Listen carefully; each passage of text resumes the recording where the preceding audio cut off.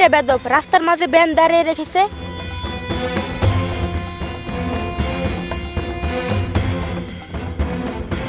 তুমি ঠিকই বলেছো, চলো তো গিয়ে দেখি।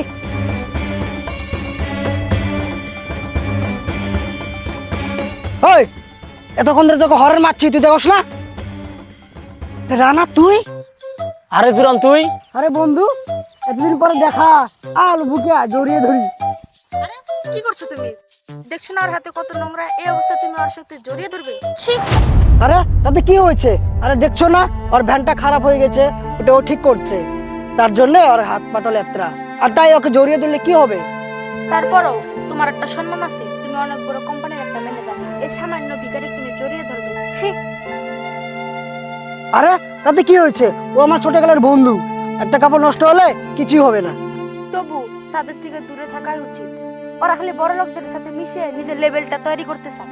আর একটা কথা, আমি যদি আগে জানতাম তোমার এই লেভেলে বন্ধু আছে, তাহলে তোমার সাথে গ্রামে আসতাম না। আরে তুই জানিস না, মনেদের বাজার সবচেয়ে বড় কোম্পানিটা দেখছিস, সেই কোম্পানির ম্যানেজার আর ভাইটা। আরে তুমি ওকে আমার ভাইয়ের কথা বলছো কেন? আমার ভাইকে যদি বলি না ও আমার সাথে বেয়াদবি করছে, তাহলে এসে একদম শেষ করে দেবে। তখন তো না খায় মরতে হবে। আর এইসব জমি দেখতিস না, এইসব জমি সব আমার ভাইয়ের। আর তোরা এই জমিতে কৃষি কাজ করিস, কামলা দেয়। এই যে ম্যাডাম, আপনি কিন্তু কৃষকদেরকে ছোট করে কথা বলছেন। যারা কৃষি কাজ করে তারা মানুষ না নাকি? সম্মান থাকিস তো কাদামাটিতে, আর সম্মান, আর আমি এসি রুমে থাকি। কিরে জুরান, কখন থেকে এই ম্যাডামটা কৃষকদেরকে ছোট করে কথা বলছে? তুই কিছু বলতিস না কেন? এই যে ম্যাডাম, আপনি যেভাবে কৃষকদেরকে ছোট করে কথা বলছেন না, এই যে বললেন না আপনার ভাই ফ্যাক্টরিতে কাজ করে, আমরা কৃষকরা যদি মাঠে কাজ না করি না, ওসব ফ্যাক্টরি বন্ধ হয়ে যাবে। হ্যাঁ ও তো ঠিকই বলেছে। এসব বাদ দাও, তোমার এই গরিব বেহায়া বন্ধুকে রাস্তা থেকে সাইড হতে বলো। কখন থেকে আমার সাথে কথা বলে সময় নষ্ট করছে? এই যে ম্যাডাম, আপনার সাথে কথা বলার কোনো ইচ্ছাই আমার নেই। আমার বন্ধুর সাথে দেখা হচ্ছে তাই কথা বলছি, তা না হলে আপনার মতো অহংকারী মেয়ের সাথে কে কথা বলে? এবার কিন্তু তোমার বন্ধু বেশি বেশি বলছে, এবার কিন্তু আমার হাত উঠে যাবে। রিল্যাক্স। আরে বন্ধু এসব বাদ দে, তোর সাথে পরে কথা বলছি। আরে হ্যাঁ হ্যাঁ, এই শহরের ম্যাডামকে এখান থেকে নিয়ে যা, যত সব। আসি।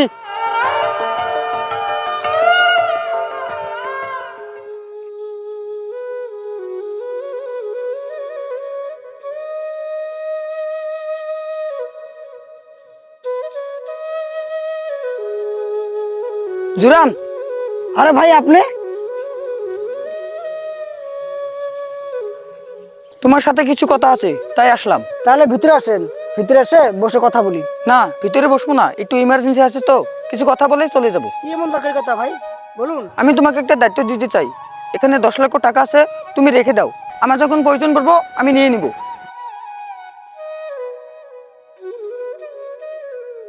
না ভাইয়া, এত টাকা কি আমি সামলাতে পারবো? এক কাজ করেন, এটা এখন না ব্যাংকে রেখে দেন। অ্যাকচুয়ালি তোমার প্রতি পুরো বিশ্বাস আছে আমার। তবে একটা কথা, এই টাকার ব্যাপারে কেউ জানি জানতে না পারে, বিশ্বাস করে আমার বোন রানী জানি জানতে না পারে। ভাইয়া ওকে টাকা দিল, আবার আমাকে জানতে মানা করলো, বিষয়টা তো দেখতেই হবে।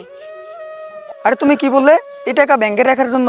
আরে না, আমি যদি ব্যাংকে রেখে দিতাম না, আমার বোন কিবা না কিবা কারণে জেনে যেত। ঠিক আছে, টাকাগুলো আমি যত্ন করে রেখে দেবো। ঠিক আছে, তাহলে আমি আসি।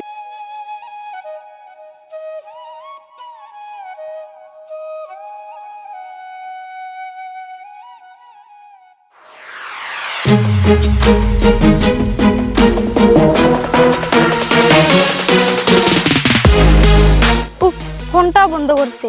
তাহলে কি ও টাকাগুলো নিয়ে পালিয়ে গেল? আমি এখন কি করব?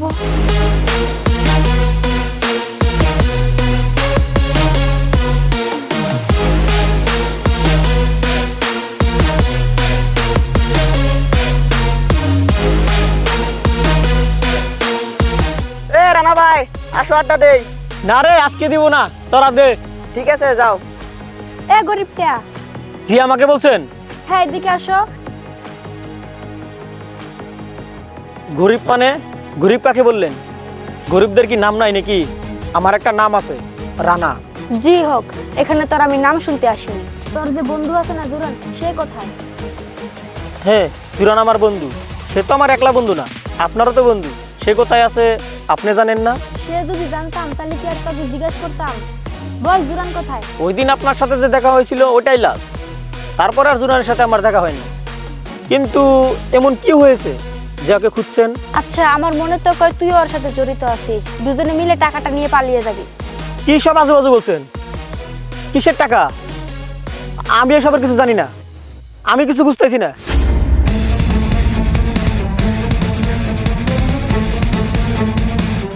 দেখুন ম্যাডাম, শুধু শুধু আমার সময় নষ্ট করবেন না। আর এই টাকা পয়সার বিষয় আমি কিছু জানি না। কোথায় আপনার ভুল হচ্ছে? আমি গেলাম। এ দাঁড়া, এখান থেকে যেতে পারবি না। সত্যি সত্যি বল, জুরান কোথায়? আরে এটা কোন ধরনের বেয়াদবি? যতক্ষণ তুই সত্যিটা না বলবি ততক্ষণ আমি এখান থেকে তো কোথায় যেতে দেবো না। এটা কিন্তু বেশি বাড়াবাড়ি হয়ে যাচ্ছে। এ গরিবের বাচ্চা গরিব, কি করবি তুই? দেখুন ম্যাডাম, আমাকে নিয়ে যদি আর একটা বেয়াদবি কথা বলেন তাহলে হাতটা এখানে থেমে থাকবে না, আপনার গায়ে এসে পড়বে।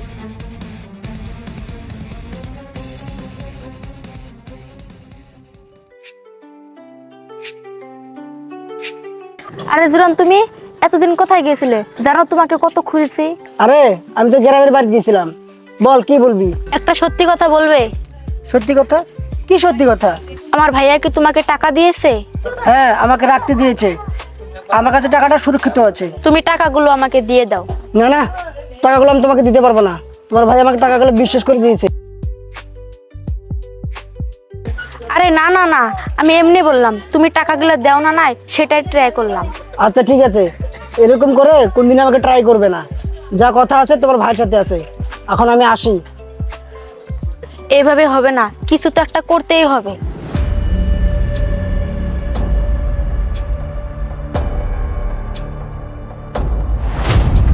দেখি ওখান থেকে পড়ে আছে। হ্যাঁ, তুমি তো ঠিকই বলছো, চলো তো গিয়ে দেখ।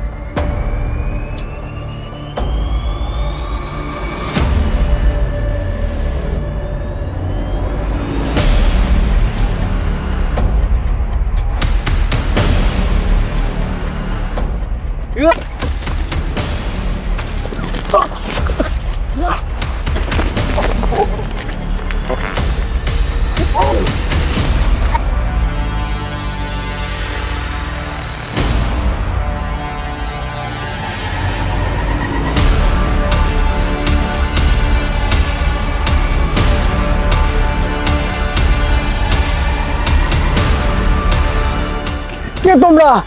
তোমরা কে? আমাকে মারছো কেন? রানী, মানুষকে ডাকো। এ দাঁড়াও, তুমি কি ভেবেছো আমি তোমাকে বাঁচাতে এসেছি?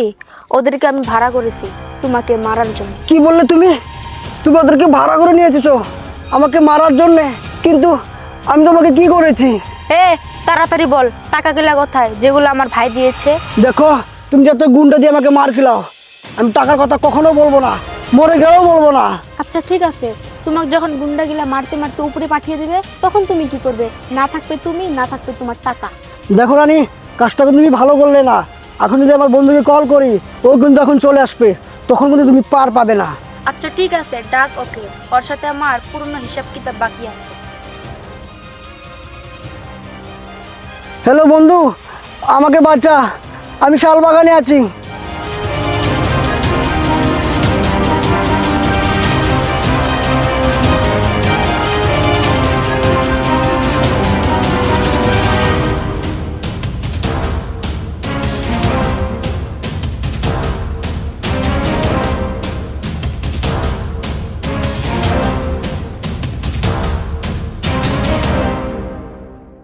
ভাইয়া তুমি এখানে? তোমার হাতে এই বেদব ছেলেটা এসেছে? অশিক্ষিত গরিব একটা। রানী, তুমি কাকে কি বলছো জানো? ইনি কে? ম্যানেজার সাহেব চুপ করুন, ওকে বলতে দিন। আচ্ছা বন্ধু, কত এত জলদি তুই আমাকে কল করে আসতে বললি, কি হয়েছে এখানে? ওই গুন্ডাগুলো দেখলি না, পালাই গেল। গুন্ডাগুলোকে রানী ভাড়া করে নিয়ে এসেছিল আমাকে মারার জন্য। আজকে যদি তোরা ঠিক সময় না আসতি, আজকে আমাকে মেরেই ফেলতো ওরা। রানী, ওগুলা কি বলছে? তুই ওকে মারার জন্য গুন্ডা ভাড়া করে নিয়ে এসেছিলি? আসলে ভাইয়া হয়েছিল কি, থাক, আমি বলছি। ভাইয়া, আপনি যে টাকাগুলো আমাকে দিয়েছিলেন না, সেই টাকাগুলো রানী চেয়েছিল। টাকাগুলো দেয়নি বলে ও গুন্ডা ভাড়া করে নিয়ে আমাকে মারতে চেয়েছিল। সি সি সি, সামান্য কিছু টাকার জন্য তুই এত নিচে নামতে পারলি? আরে ও টাকাগুলো ওকে দিয়েছিলাম তোর বিয়ের জন্য। আরে আজ পর্যন্ত যত টাকা কামাইছি সব তো তুই বারোদাভাবে উড়ে ফেলেছিস। আর এটা হচ্ছে সেই টাকা যে টাকা আমি তোর বিয়ের জন্য জমাইছি। ম্যানেজার সাহেব, আপনার বোনকে আপনি চিনেন না। আপনার বোন যে একটা কেমন ধরনের মেয়ে সেটা সম্পর্কে আপনার কোনো ধারণাই নেই। আপনার বোন একটা অহংকারী মেয়ে আর একটা বেদক। কি বলছেন স্যার? আপনি আমার বোনকে চেনেন? ভাইয়া আমি বুঝতে পারতেছি না, তুমি এই গরিব বেহায়া কৃষককে তুমি স্যার কেন বলছো? তুমি একটা বড় কোম্পানির ম্যানেজার, এই কৃষককে তুমি স্যার বলছো? আরে তুই পাগল হয়ে গেছিস? আমি যেন কোম্পানির ম্যানেজার ওই কোম্পানির উনি মালিক। কি? ও কোম্পানির মালিক? তাহলে এরকম পোশাক কেন? কি পোশাক দেখে কি বোঝা যায় কে ধনী কে গরিব? পোশাক তো শুধুমাত্র একটা শরীর ঢাকার জন্য। আর তুমি তাহলে পোশাক দেখে বিচার করো কে ধনী আর কে গরিব? হ্যাঁ, আমি ওই দিন ভ্যান চালাচ্ছিলাম। ভ্যান চালান কি খারাপ? আর হ্যাঁ, মানলাম আমি কৃষিকাজ করি। আমরা কৃষিকাজ করি বলেই আপনাদের ফ্যাক্টরিগুলো চলছে। আর আপনারা দামি দামি ড্রেস, দামি দামি খাবার খেতে পারেন। আর কৃষকরা যদি না থাকতো তাহলে আপনি না খায় মরতেন। আর আপনারা কৃষকদের ছোট করে কথা বলেন। তাহলে কৃষকদের সম্মান করতে অসুবিধাটা কোথায়? স্যার আপনি তাহলে ওই দিন কেন বললেন না আপনি এত বড় কোম্পানির মালিক? হ্যাঁ, বলতে পারতাম। যদি বলে দিতাম তাহলে আপনার ভিতরে অহংকারী কুৎসিত চেহারাটা আমি কখনো দেখতে পারতাম না। আপনি তো মানুষের পোশাক দেখে বিচার করেন, আপনার ভিতরতে অহংকারে অহংকার। আমি যদি আপনার মতো হতাম না তাহলে ওই দিনই আপনার ভাইকে চাকরির থেকে আউট করে দিতাম। আমি ওই দিনই বুঝে গিয়েছিলাম যে আবার ম্যানেজারের বোন আপনি। আর আমি কখনো চাই না যে আপনার কর্মর ফল অন্যজনে পাক। কিন্তু আজকে আপনাকে আমি ক্ষমা করব না। আমার বন্ধুর সাথে যেটা আপনি করেছেন না, এটার শাস্তি আপনার পেতেই হবে। সরি স্যার, আমার বোনের হয়ে আমি ক্ষমা চাচ্ছি। আপনি আমার বোনের যে শাস্তি দিবেন আমি মাথা পেতে নিয়ে নিব। দেখুন দেখুন, শিক্ষা কাকে বলে? আপনার মাঝে আর আপনার ভাইয়ের মাঝে আকাশ আর জমিন পার্থক্য। আপনার ভাইয়ের মতো যদি আপনার ভিতরে এতটুকু গুণ থাকতো না তাহলে বহু দূরে এগিয়ে যেতে পারতেন। ভাইয়া আমাকে মাফ করে দাও, আমি অনেক বড় ভুল করেছি। স্যার আপনি আমাকে মাফ করে দেন, আমি অনেক বড় বেয়াদবি করেছি আপনার সাথে। এবারকার মতো আপনাকে মাফ করে দিলাম। নেক্সট বার যদি আপনার এরকম আমি ভুল দেখি না তাহলে আমি ভুলে যাব যে আমার ম্যানেজারের আপনি ভুল। ম্যানেজার সাহেব, ওকে আপনি ঘরে নিয়ে যান। আর ঘরে নিয়ে নর্মতা ভর্ততা শিখান। হ্যাঁ স্যার।